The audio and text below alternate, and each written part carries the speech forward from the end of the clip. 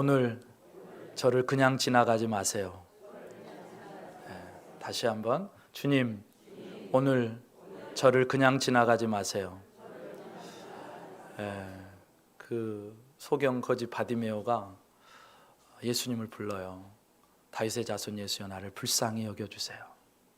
수많은 사람들이 그 예수님의 눈으로 보고 만질 수 있었는데, 그날 그 수많은 사람들 중에서 오직 유일하게 주님을 진짜로 만난 사람은 소경 거지 바디메오 한 사람이었습니다. 오늘 우리가 주님, 나를 절대로 그냥 지나가지 마세요, 그 마음을 품고 주님의 말씀 앞에 설 때 오늘 또 우리를 만나 주실 줄 믿습니다. 이제 9월부터 10월까지 열왕기상 강해를 하게 되는데요, 이 열왕기상 말씀은 이스라엘 역사, 왕들의 역사를 우리에게 보여주고 있습니다. 우리가 역사를 읽는 이유가 뭐냐?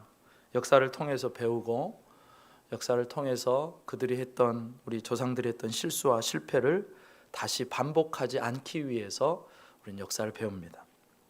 역사를 통해 배우고, 그 역사라는 거울을 통해서 우리 자신을 보고 좀 더 우리 자신을 객관적으로 진단하고, 그리고 내가 앞으로 어떻게 나아가야 하는지를 알기 위해서 우리는 역사를 읽습니다. 로마서 15장 4절에 그렇게 나와 있어요. 무엇이든지 전에 기록된 바는 우리의 교훈을 위하여 기록된 것이니. 무엇이든지 하나님의 말씀이 우리에게 기록된 바는 우리의 교훈을 위하여 기록되었다, 그렇게 말씀하십니다. 공연히 뜻없이 기록된 것이 아니라 오늘을 살아가는 우리를 위해서 교훈으로 하나님의 말씀을 남겨주셨다는 거예요. 고린도전서 10장 11절에도 같은 맥락에서 이런 이야기를 합니다. 한번 같이 읽습니다. 시작. 그들에게 일어난 이런 일은 본보기가 되고 또한 말세를 만난 우리를 깨우치기 위하여 기록되었느니라. 아멘. 과거 구약의 역사 속에서 이스라엘 백성들은 죄를 짓다가 결국 망합니다. 그 역사적인 사실이 우리에게 거울이 되어서 말세를 만난 우리로 하여금 경계로 삼게 하고자 이 말씀을 기록하셨다는 겁니다. 그래서 열왕기상 강해를 통해서 우리가 과거의 역사를 보고 말세를 살아가는 지혜를 배우고, 그리고 과거의 실패와 승리의 역사 속에서 더 이상 같은 실패를 반복하지 않고 또 계속되는 승리의 삶을 살아가는 저와 여러분 되시기를 주님의 이름으로 축복합니다. 열왕기상은요, 늙은 다윗 왕과 그 아들 아도니아의 반역으로 이야기를 시작합니다. 오늘 1절 읽어보지는 않았지만 1절에 이렇게 나옵니다. 다윗 왕이 나이가 많아 늙으니 이불을 덮어도 따뜻하지 아니한지라. 천하의 다윗이 나이가 들어서 이불을 덮어도 따뜻하지 않은 그런 상황이 됐습니다. 여러분, 우리들이 짐을 지기에 가장 큰 무게가 있다면 아마도 세월의 무게가 아닐까 합니다. 다윗은 30세에 왕위에 올랐고 무려 40년을 이스라엘 백성을 통치했습니다. 그의 말은 이스라엘과 주변 나라에서 엄청난 영향력이 있었고, 그의 지시 하나면 군대가 움직였고 사람들이 분주하게 뛰었습니다. 고대 근동 지역을 호령하던 맹장 다윗. 그런데 그런 다윗도 나이를 먹고 이제 70이 되어서 이불을 덮어도 따뜻하지 않은 그런 상황이 된 거예요. 사람이 젊어서는 다 할 수 있을 것 같은데, 근데 나이가 들어서 자신의 체온도 유지하지 못하는 그런 자리로 가는 것을 보면 우리 인생이 얼마나 약하고, 또 우리가 나이가 들어갈수록 얼마나 하나님의 은혜가 더 필요한지를 깨닫게 됩니다. 근데 다윗이 이제 하나님께 돌아갈 날이 얼마 남지 않았는데, 문제가 뭐냐? 아직 후계자를 분명히 공식적으로 세우지 않았다는 겁니다. 그렇게 함으로써 문제가 일어나기 시작하는 거예요. 물론 다윗의 마음속에 결정된 사람이 있었어요. 장본인도 알고 있었고 다윗의 측근들도 어느 정도는 알고 있었습니다. 역대상 28장 5절 6절에 이렇게 나와요. 여호와께서 내게 여러 아들을 주시고 그 모든 아들 중에서 내 아들 솔로몬을 택하사 여호와의 나라 왕위에 앉혀 이스라엘을 다스리게 하려 하실세. 내게 이르시기를 네 아들 솔로몬 그가 내 성전을 건축하고 내 여러 뜰을 만들리니 이는 내가 그를 택하여 내 아들로 삼고 나는 그의 아버지가 될 것임이라. 하나님께서 이미 다윗에게 솔로몬이 너의 뒤를 이어서 왕이 될 거다 말씀하셨고, 다윗 왕도 솔로몬을 후계자로 마음속에 그렇게 품고 있었습니다. 뿐만 아니라 솔로몬 주위에 있던 사람도 알고 있어요. 오늘 본문 이전에 17절에도 이렇게 나와요. 그가 왕께 대답하되, 여기 이제 밧세바가 다윗 왕에게 말하는 장면이에요. 내 주여, 왕이 전에 왕의 하나님 여호와를 가리켜 여종에게 맹세하시기를 네 아들 솔로몬이 반드시 나를 이어 왕이 되어 내 왕위에 앉으리라 하셨거늘. 그러니까 내용들을, 이 역대상과 열왕기상의 내용들을 종합해 보면 하나님께서 이미 솔로몬을 왕으로 세우시기로 작정하셨고 언약을 주셨고, 다윗은 알고 있었고 마음속에 품고 있었고, 심지어 밧세바도 알고 있었고 나단도 알고 있었고, 그 측근 주위에서는 다 지금 누가 왕위에 오를지 알고 있었습니다.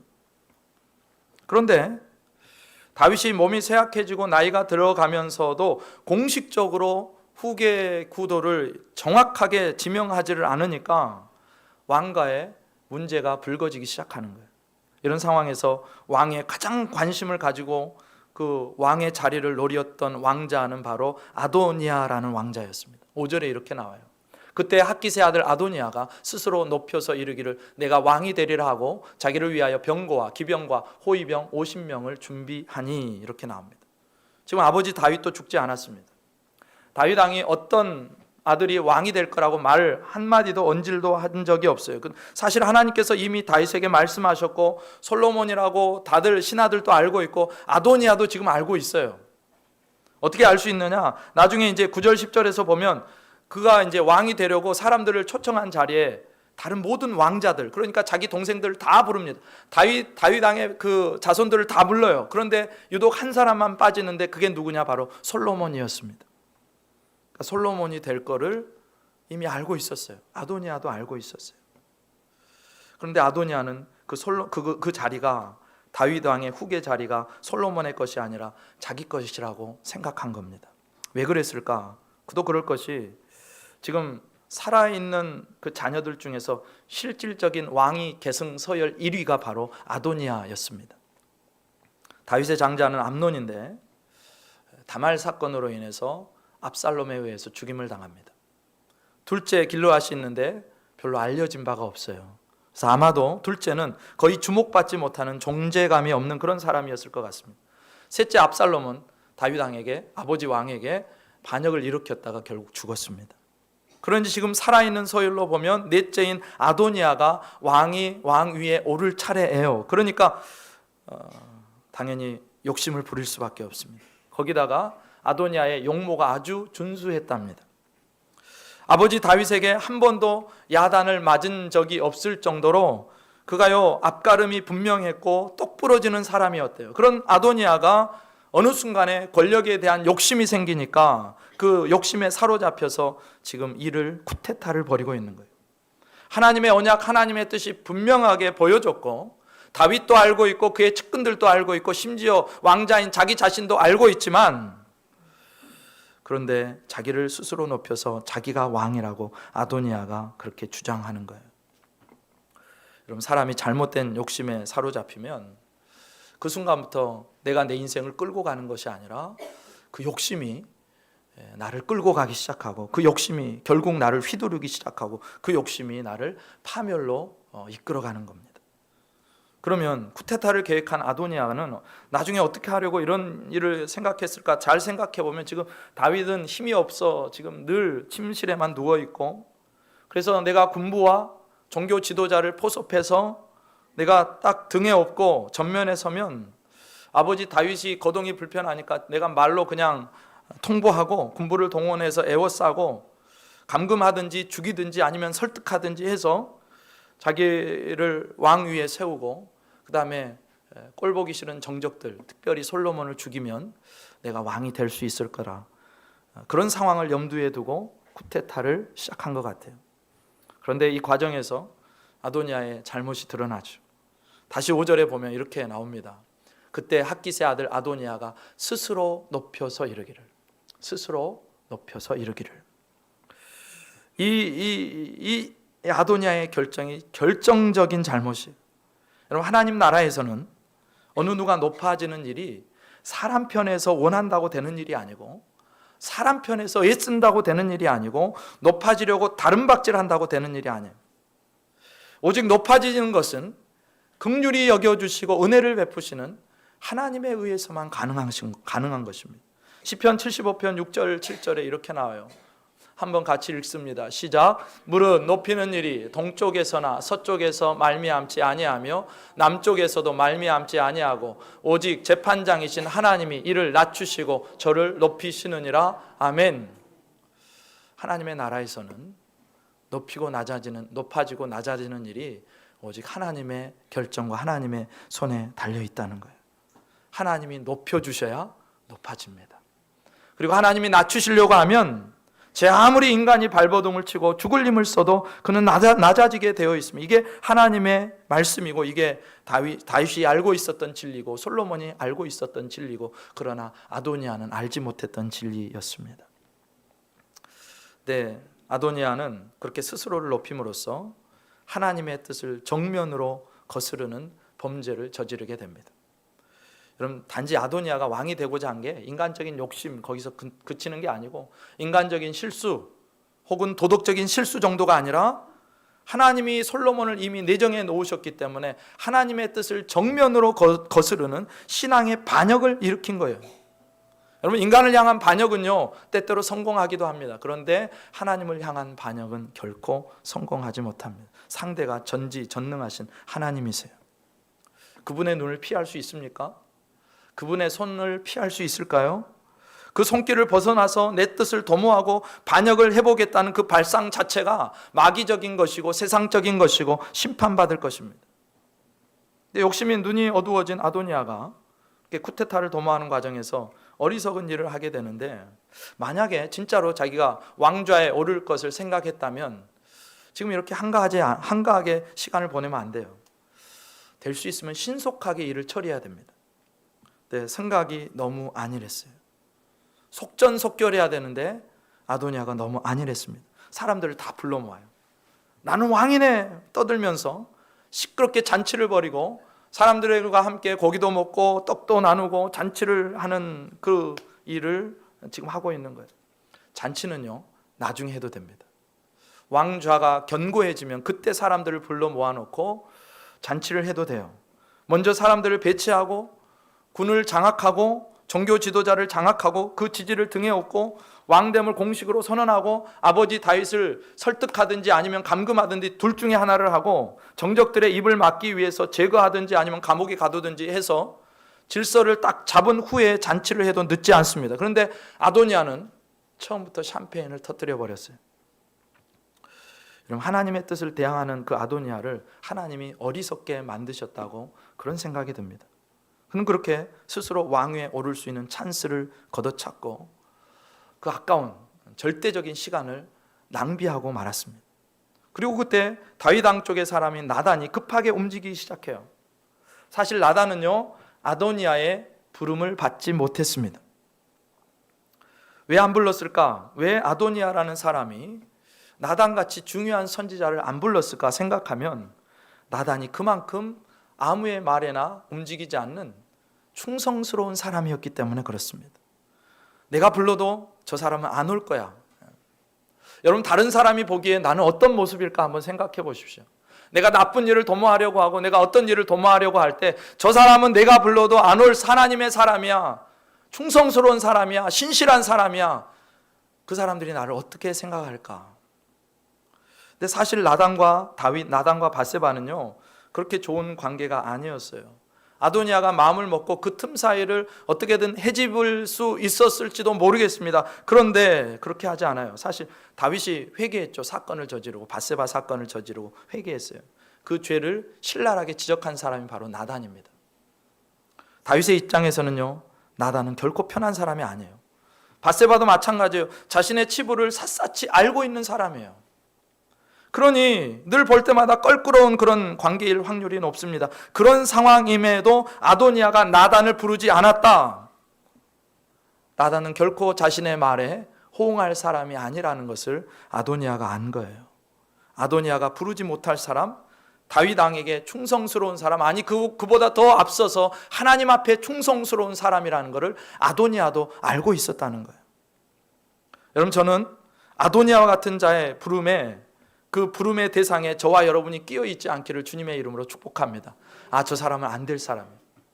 저 사람은 신실한 사람이야. 그러니 불러도 안 올 거야. 뿐만 아니라 혹시나 아도니아의 부름이 있어도, 그 악한 자의 부름이 있어도 거기에 응답하지 않기를 주님의 이름으로 축복합니다. 예. 열왕기상 1장에 보면요, 부름을 받은 사람들이 나와요. 아도니아의 부름 받은 사람이 나오고 다윗의 부름을 받은 사람이 나옵니다. 사실 부름을 받을 수 있죠. 군대 장관 요압, 제사장 아비아달, 그리고 모든 왕자들. 아도니아가 그냥 부르지는 않았을 거예요.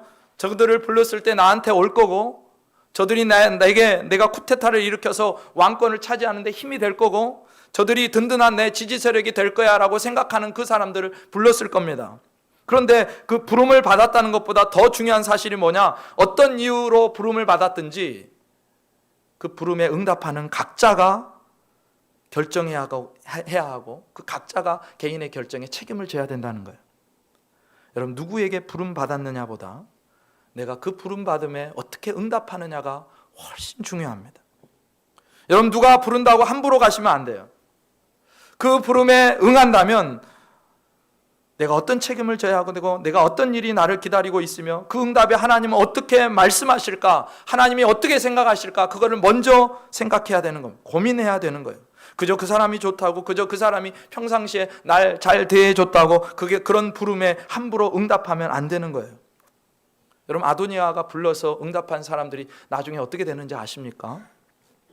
주동자 중 한 사람이었던 제사장 아비아달, 이 사람이요, 다윗과 늘 함께 했던 사람인데 다윗을 배신하고 아도니아의 부름을 받고 갔어요. 근데 결국 어떻게 되면 면직을 당하고 고향으로 쫓겨납니다. 원래 아비아달 제사장과 사독 제사장이 다윗 때 있었는데 예루살렘 성전에서 두 사람들이 같이 섬겼는데, 이때부터는 완전히 아비아달은 쫓겨나고 사독 계열의 제사장들이 이제부터 계속해서 예루살렘 성전을 리더십을 수행하게 돼요. 아비아달 제사장 가문이요, 이 사건으로 인해서 완전히 몰락합니다. 물론 그 가문 후에 아주 후대에 아주 걸출한 선지자 한 명이 나오긴 해요. 지지난주까지 봤던 예레미야 선지자가 바로 이 아비아달 가문의 제사장, 몰락한 제사장 가문에서 나온 선지자였습니다.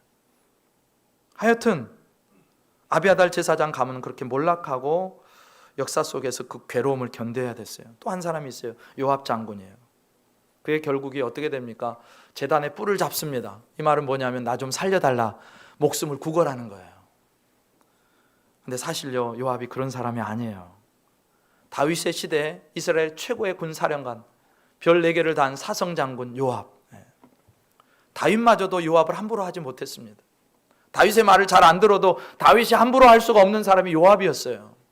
늘 걸끄러운 사람, 실세 중에 실세. 그런데 그 실세가 모냥 빠지게 지금 그 제단불을 잡고 나 좀 살려주세요 하고 있는 거예요. 결국 죽습니다. 여러분, 아도니아의 부름에 응했던 사람들의 결말, 생명을 잃고 비참하게 되고 가문이 몰락해요. 그런데 다른 한편에서 아도니아의 부름이 아니라 다윗의 부름에 응답했던 사람이 있어요. 더 나아가서 하나님의 부름에 응답했던 사람이 있습니다. 당시 상황을 보면요, 아도니아에게 지금 다 넘어간 상태예요. 군부가 넘어갔어요. 종교 지도자, 최고 종교 지도자 한 명이 넘어갔어요. 든든한 뒷받침이 될 수 있어요. 이제 그들만 지지해 주면 충분히 나라를 삼킬 수 있습니다. 그런데 그런 상황을 보고도 이 사람들이, 다윗 왕의 사람들이 아도니아의 부름에 응답하지를 않는 거예요. 판세가 지금 아도니아에게 다 돌아갔는데 그것에 흔들리지 않고 오직 하나님의 뜻을 붙들고 말씀과 약속에 생명을 걸고 마지막 순간에 다윗 왕의 부름에 응답해서 다윗 왕에게 나가는 겁니다. 그 부름에 하나님의 부르심이 있느냐, 그 부름에 진짜 하나님의 뜻이냐, 그것을 우리의 1번 조건으로, 응답의 1번 조건으로 삼고 우리가 응답해야 되는 거예요. 결국 다윗의 부름에 응답했던 하나님의 사람들, 나단이나 선지자 나단이나 제사장 사독이나 군대 장관 여호야다의 아들 부나야는요, 솔로몬의 시대가 활짝 열렸을 때 하나님의 나라에서 영광스럽게 쓰임 받습니다. 여러분, 누구의 부름, 누가 나를 불렀느냐보다 더 중요한 게 뭐냐면 그 부름에 내가 어떻게 응답했느냐, 그것이 중요합니다. 그런 분별이 있기를 주님의 이름으로 축복합니다. 네. 여러분, 저와 여러분은요, 지금 이 자리에 있는 것이 사람의 부름을 따라서 이 자리에 있는 것이 아니고 살아계신 하나님의 부름을 따라서 이곳에 있는 줄 믿습니다. 내가 너를 사랑한다. 내 아들아, 내 딸아. 그래서 여러분이 그 부름에 응답해서 이곳에 나와 있는 것인 줄 믿습니다. 예. 여러분이 어떤 이유로 이곳에 있든지 하나님께서 여러분을 불러주지 않으셨으면 한 사람도 이곳에 있을 수 없습니다. 진실입니다. 하나님의 부르심은 다윗 왕이 나를 부르는 것보다, 세상에 어떤 누가 부르는 것보다 훨씬 더 중요하고 감격스럽고 놀랍고 영광스러운 사건이에요. 여러분 얼마나 복된 분들인지 아십니까? 하나님이 우리를 부르시고 어떻게 하시느냐? 로마서 8장 30절에 이렇게 나와요. 또 미리 정하신 그들을 또한 부르시고, 부르신 그들을 또한 의롭다 하시고, 의롭다 하신 그들을 또한 영화롭게 하셨느니라. 하나님의 부르심에 응답한 우리들을요, 하나님은 의롭다 하시고 그 의롭다 하신 우리들을 결국 영광스러운 모습으로 변화시킬 것이라고 성경이 분명하게 말씀합니다. 그렇게 우리를 빚어가시는 하나님은 우리를 불렀을 때 그냥 부른 것으로 끝나지 않고 특별한 사명들로 또 부릅니다. 사역의 자리로 또 불러요. 그 부름이 있을 때 아멘하고 응답할 수 있기를 주님의 이름으로 축복합니다. 네. 한편 아도니아 쪽에서는 지금 잔치를 열심히 베풀고 내가 왕이 됐다, 이제 다 자기 편이 된 것 같으니까 내가 왕이 됐다, 그렇게 스스로 왕이 되었다고 도취되어서 시간을 낭비하고 있을 때 나단이 움직입니다. 가장 먼저 그 소식을 빠르게 접하고 발빠르게 움직인 사람이 나단이에요. 그런데 그는 참 충성스러운 사람입니다. 물론 아도니아가 부르지도 않았지만 그는 불러도 가지 않을 사람이었습니다. 왜 그랬을까? 그는요, 하나님의 뜻이 가장 중요한 사람이었습니다. 그는요, 하나님의 뜻이 있고 왕의 뜻이 있으면 왕보다 하나님의 뜻을 붙들 줄 아는 사람이었어요. 하나님께서 왕을 책망해라, 왕이 잘못했다, 다윗이 잘못했다, 네가 가서 책망해라, 내 대신 책망해라 말씀을 주실 때 가면 죽을 수도 있어요. 아니 감히 왕에게, 지금 당장 왕이 지금 기분이 나빠지면 칼로 그를 목을 쳐도 누구 하나 그를, 다윗 왕을 건드릴 사람이 없는 그 순간에 목숨을 걸고 하나님의 말씀을 붙들고 다윗 왕에게 나가서 다윗을 질책했던 사람이 나단입니다. 나단은요, 사람보다 하나님께 충성하는 사람이었어요. 사람의 말이 아니라, 사람의 권위가 아니라 하나님의 권세 앞에 납작 엎드릴 수 있는 사람. 그래서 아도니아가 부른 그 자리에 있지 않았던 거예요. 자기 목숨보다 하나님의 말씀이 더 귀했던 사람이고, 심지어 자기를 당장 죽일 수 있는 다윗 왕에게조차 직언을 서슴지 않았던 사람. 그 나단이 오늘 다윗과 솔로몬을 지켜내고, 그리고 이스라엘의 왕위를 결정적으로 지켜내는 아주 귀한 역할을 해냅니다. 다윗 왕이 참 복된 것이, 저 한쪽에서는 반역을 일으키는 아도니아 같은 아들, 요압이나 아비아달 같은 사람도 있었지만 끝까지 하나님의 편에 서서 하나님의 약속을 붙잡고 다윗의 편에 서주었던 나단과 같은 사람이 있기 때문에 그래요. 여러분, 우리가 마지막까지 믿을 수 있는 사람이 누굴까를 생각해 보면 평상시에 나에게 잘해주었던 사람, 그 사람 아니에요. 여러분, 아비아달이요, 다윗과 계속해서 동고동락하며 고난을 함께 했습니다. 그런데 마지막 순간에 배신을 해요. 사람에게 충성하는 사람, 조직에게 충성하는 사람, 그 사람 믿을 수 있는 게 아니고요, 끝까지 하나님의 말씀 앞에서 다른 모든 것보다 하나님의 말씀을 소중하게 생각하고 말씀을 지켜내기 위해서 생명까지 걸 수 있는 사람, 그 사람이 진짜로 믿을 만한 사람이라는 거예요. 여러분, 나단일 수 있었던 이유는 그가 다윗에게 충성하기 이전에 하나님의 말씀에 철저하게 충성하는 사람이었기 때문에 그렇습니다. 그는 하나님의 시선, 하나님의 마음, 하나님의 뜻이 어떻게 흘러가는지, 그 하나님의 말씀의 방향이 어디를 향하고 있는지 늘 마음에 품고 있었기 때문에 오늘 다윗과 솔로몬을 살리는 일을 할 수 있었다는 것입니다.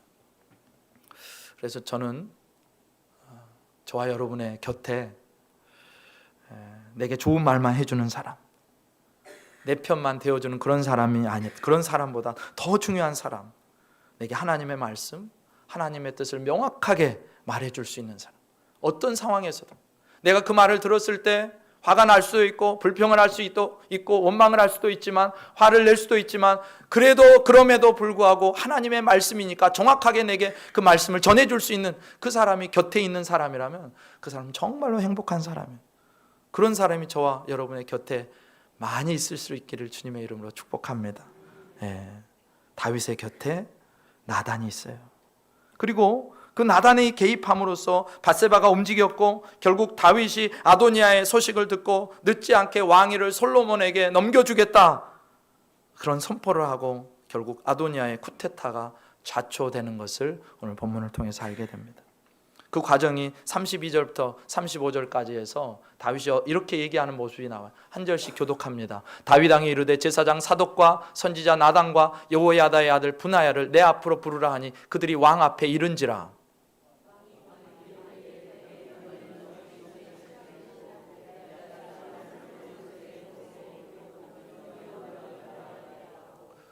거기서 제사장 사독과 선지자 나단은 그에게 기름을 부어 이스라엘 왕으로 삼고 너희는 뿔나파를 불며 솔로몬 왕은 만세수를 하옵소서 하고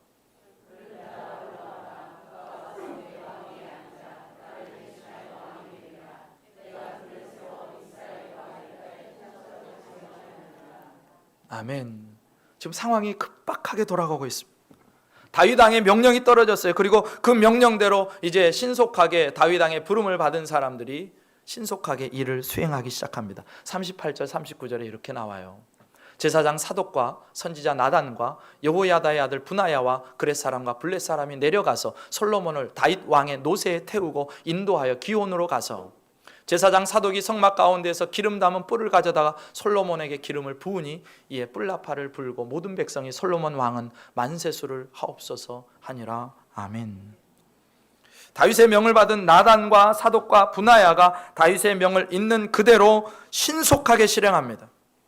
자칫하면 아도니아의 반란이 성공할 수 있었지만 그런데 이들의 발빠른 움직임으로 인해서 솔로몬이 왕 위에 오르고 하나님은 그를 통해서 이스라엘에게 복을 주십니다. 하나님의 뜻이 이루어진 거예요.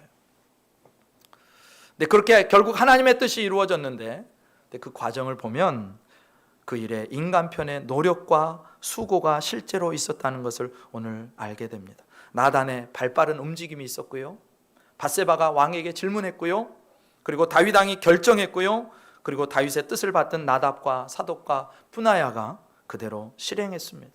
오늘 본문은 우리에게 바로 하나님의 뜻이 이루어지는 일에 있어서 인간 편의 노력과 수고가 실제로 얼마나 밀접하게 작용하는지를 분명하게 보여주는 그런 본문입니다. 여러분, 제가 질문 하나 하겠습니다. 하나님의 뜻이 유산될 수 있을까요? 유산이란 말은 그 임신한 여인이 유산했다 그럴 때 유산입니다. 하나님의 뜻이 유산될 수 있을까요? 그런 일이 있습니다. 물론 하나님의 뜻은 이루어집니다. 그런데 그 뜻이 이루어지는데 하나님은 어떻게 하시냐면 늘 하나님의 사람을 사용하세요. 사람과 함께 그 뜻을 이루어 가십니다. 그래서 하나님의 사람이 하나님의 뜻을 알고도 순종하지 않을 때, 혹은 그 뜻을 행하는 일을 게을리할 때, 혹은 그 뜻을 믿지 않고 다른 뜻을 찾아갈 때 하나님의 뜻이 유산될 수 있다는 거예요. 그런데 오늘은 긴박한 역사 속에서 하나님의 뜻이 이루어집니다. 이 부분에서 사람들이 어떤 일을 했는지 보십시오. 여러분, 솔로몬이요, 다윗을 이어 왕이 되는 거 가만히 있으면 저절로 되는 게 아니었어요. 시간이 지나면 자동적으로 왕에 오를 수 있는 게 아니었어요. 가만히 있었으면 아도니아가 왕에 올랐을 겁니다. 시간이 되면 자동적으로 솔로몬이 왕좌에 올라서 이스라엘 다스리는 것이 아니고 가만히 있었으면 아도니아의 쿠데타가 성공했을 거예요.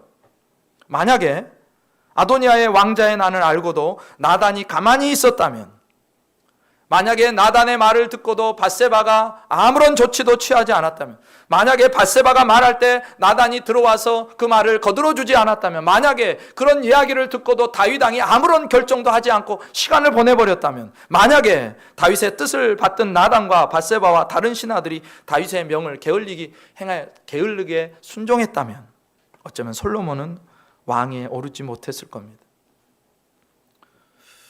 그렇게 이런 일 중에 하나라도 어긋났다면 솔로몬도 다윗도 모르는 사이에 왕위를 찬탈하려고 했던 그 아도니아의 계략이 분명히 먹혔을 거예요. 솔로몬에게 허하신 왕의 직분은요, 오늘 본문에 나온 사람들의 발빠른 대처와 실행이 없었다면 유산될 뻔했습니다. 여러분 기억하십시오. 하나님께서 허락하신 일들이 사람들의 노력과 수고가 작동하여 실제로 이루어지는 거예요. 하나님의 약속이 우리의 삶 가운데 이루어지는 것은 약속을 주셨다고 그냥 되는 게 아니라 그 약속을 붙들고 발빠르게 대처하고 하나님의 말씀에 순종할 때 그 약속이 우리의 삶의 실제가 된다는 것입니다. 여러분 사도행전 27장에 가보면 죄수의 신분으로 로마에 잡혀가는 바울 일행을 만나게 됩니다. 근데 바울 일행이 타고 가던 그 배에요, 풍랑이 불어요. 구원의 여망이 다 사라졌습니다. 이제 우리 다 죽었구나. 사람들이 다 포기하고 있는 그 순간에, 그런데 하나님의 사자가 나타났어요. 그래서 사도행전 27장 24절에 이렇게 말씀합니다. 바울아, 두려워하지 말라.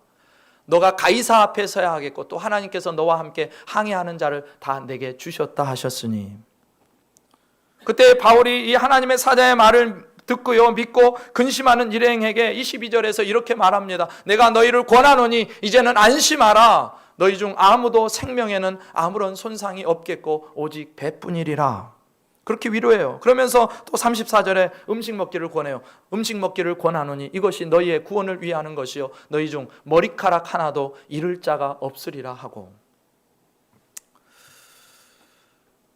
그들이 풍랑 속에서 반드시 살아나게 될 것을 천사를 통해서 확인받습니다. 하나님이 말씀하신 거예요.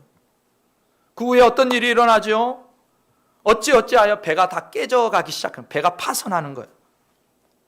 그때 헤엄칠 줄 아는 사람들은요, 죽을 힘을 다해서 물에 뛰어들어서 헤엄을 칩니다. 가만히 있었던 게 아니에요.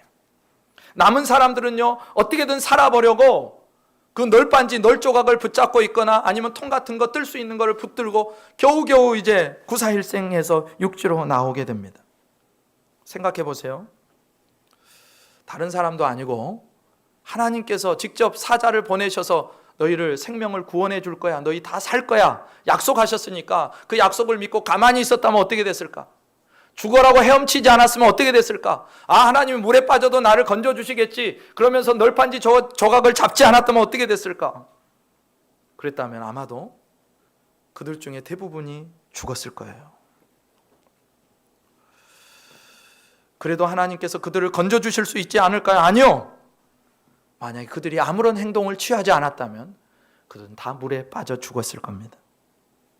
다른 누구도 아닌 하나님께서 직접 약속하신 그 구원이 인간의 아무 노력이나 수고도 없이 저절로 이루어진 것이 아니라 헤엄칠 줄 아는 사람은 있는 힘을 다해서, 죽을 힘을 다해서 젖 먹던 힘까지 다 짜내서 물에 뛰어내려서 헤엄쳐야 됐고, 남은 사람들은 널조각 또 배물건을 의지해서 육지에 나아가는 노력과 수고가 있었기 때문에 하나님이 허락하신, 약속하신 생명을 얻는 그 구원이 그들에게 실제가 되었다는 겁니다. 그런 우스갯소리도 있죠. 어떤 지역에 갑자기 홍수가 났어요. 논도 잠기고 도로도 잠기고 집도 잠기고 1층도 잠기고 2층까지 다 잠겨 이제 지붕만 겨우 남았는데, 한 사람이요, 아주 신실한 하나님을 믿는 한 사람이 간절하게 기도해요. 그 지붕에서 이제 금방 물살이 자기를 이제 휩쓸고 지나가게 생겼어요. 시간이 얼마 없어요. 하나님 저 좀 살려주세요. 하나님의 음성이 또렷하게 들려옵니다. 그래, 내가 너를 구해줄게. 그 음성을 듣고 나서요, 보니까 갑자기 저쪽 하늘에서 구조용 헬기가 자기 쪽으로 오는 거예요. 움직이더니 나를 발견하고요, 구조용 밧줄을 내려줍니다. 아저씨, 밧줄 꽉 잡으세요. 그러면 곧 구조해 드릴게요. 근데 뭐라고 한지 아세요? 하나님께서 나를 구원해 주신다고 하셨으니까 당신은 필요 없어요. 하나님이 나를 구해 줄 거야. 한 대가 왔어요. 그냥 가요. 두 대째 왔어요. 그냥 가요. 세 대째 왔어요. 그냥 가요. 그리고 홍수에 휩쓸려 죽어요. 하나님께 가서 그랬답니다. 하나님 왜 구원해 주신다고 그래 놓고 저를 안 구해 주셨어요? 야, 내가 너를 구원하려고 계속 구조 헬기를 보냈는데 그 구원의 밧줄을 붙잡고 올라와야지, 너 뭐하고 있었느냐? 하나님 그러시더래요. 여러분, 자신은 아무것도 안 해도 하나님이 그냥 뿅 하고 그냥 그 자리에서 육지로 안전한 땅으로 옮겨주시는 게 아니고요, 헬기를 보내주셔서 그 헬기에서 내려준 밧줄을 붙들어야 구원이 일어나는 겁니다. 여러분, 하나님께서 우리에게 은혜를 주시기로 이미 작정하셨어요. 우리에게 복을 주시기로 작정하셨고 하늘에 쌓아두셨어요. 그런데요, 그 하나님의 뜻이 유산되기도 한데요, 우리의 삶에 안 이루어지기도 한데요. 바로 그 약속을 받은 사람 편에서, 우리 편에서 해야 될 일을 하지 않기 때문에. 여러분, 하나님께서 우리에게 복을 주시기로 아무리 작정하셔도, 복을 마련해 두셔도 내 편에서 내가 순종하지 않고 하나님을 붙들지 않고 기도의 자리에 있지 않고 하나님과 함께 하지 않는다면 모처럼 허락하신 복이 유산이 될 수 있다니까요. 그럼 시편 82편에 이렇게 나와요. 그 10절 말씀에 이렇게 나옵니다. 나는 너를 애굽 땅에서 인도하여는 여호와 내 하나님이니 내 입을 크게 열라 내가 채우리라 하였으나. 하나님이요, 열망이 있으세요. 우리에게 채워주고 싶은 열망이 있으세요. 그래서 네 입을 크게 열어라, 내 앞에 나와 기도해라, 내 말에 순종해라. 하나님이 계속해서 부르세요. 그런데 어떻게 되는지 아세요? 백성들이 어떻게 대답하냐면 11절, 내 백성이 내 소리를 듣지 아니하며 이스라엘이 나를 원하지 아니하였도다. 무슨 말인지 아세요? 하나님은 복을 부어주고 싶으신데 네 입을 크게 열라고 하시는데, 순종만 하면 내가 도와줄게 하시는데, 백성들이요, 그 하나님을 우습게 여겨요. 말씀을 우습게 여겨요. 순종의 자리를 떠나요. 그리고 자기 마음대로 해요. 하나님이 얼마나 답답하셨으면 13절부터 14절 16절에 이렇게 말씀하시는 거예요. 내 백성아, 내 말을 들으라. 제발 내 말 좀 들으라, 그 말이에요. 이스라엘아, 내 도를 따르라. 제발 순종해라. 그리하면 내가 속히 그들의 원수를 누르고 너 손을 돌려 그들의 대적을 치리니, 또 내가 기름진 비를 그들에게 먹이며 반석에서 나오는 꿀로 너를 만족하게 하리라 하셨도다. 여러분, 하나님이 뭘 약속한지 아세요? 엄청난 은혜를 쌓아두고 계세요. 지금 부어주려고 지금 작정하고 계시는데요, 이스라엘이 순종하지를 않는 거예요. 입을 열지를 않아요. 그래서 그 쌓아둔 복이 그냥 지나가요. 복이 유산돼요. 하나님의 뜻이 유산돼요. 우리는 그러지 않기를 바랍니다. 입을 넓게 여실 수 있기를 축복합니다. 순종하기를 바랍니다. 그러면 하나님의 복이 쏟아져 내려오는 거예요. 여러분, 우리에게 하나님께서 우리에게 약속하신 은혜와 복들이 있습니다. 마치요, 우리에게 끊어준 개인 수표와 같아요. 당장 현금처럼 사용할 수 없지만 그 수표를 들고 은행에 가서 이것을 인출해 주세요 하면 현금이 나에게 주어지는 거예요. 그것만 하면 되는데 사람이 그걸 안 한대요. 수표가 그냥 종이 쪼가리로 썩는 거예요. 엄청난 현금을 나에게 이미 수표로 주셨는데 내가 은행 가서 찾지를 않으니까 어떻게 돼요? 하나님이 주신 풍성한 복이 있는데 나는 여기서 쫄쫄 굶어 죽어가고 있는 거예요. 아버지는 풍성한데 나는 여기서 거지 행세를 하고 있는 거예요. 나는 구원받은 의인인데 죄인과 방불한 삶을 사는 거예요. 여러분, 하나님 아버지의 놀라운 부요하심과 풍성하심이 우리 것이라고 약속하셨습니다. 근데 어째서 우리는 마치 버림받은 사람처럼, 마치 쥐업 열매로 배를 채우는 그 탕자처럼 여전히 살아가고 있느냐? 우리의 입을 넓게 열지 않았기 때문에, 우리가 순종하지 않았기 때문에. 오늘 또 하나님은요, 하나님의 뜻을, 하나님의 약속을, 하나님의 언약을 우리와 함께 이루어 가기를 원하십니다. 그 자리로 초청하십니다. 그래서 오늘 하나님의 약속을 우리의 삶 속에 이루어 주실 것을 믿고 하나님 앞에 넓게 입을 열고, 오늘 또 내게 말씀하신 그 말씀을 붙들고 순종의 자리를 가고, 심지어 하나님이 죽으라고 하면 죽는 자리까지 순종하는, 그래서 하나님이 예비하신 놀라우신 은혜들을 날마다 누리고 간증하는 저와 여러분 되시기를 주님의 이름으로 축원합니다.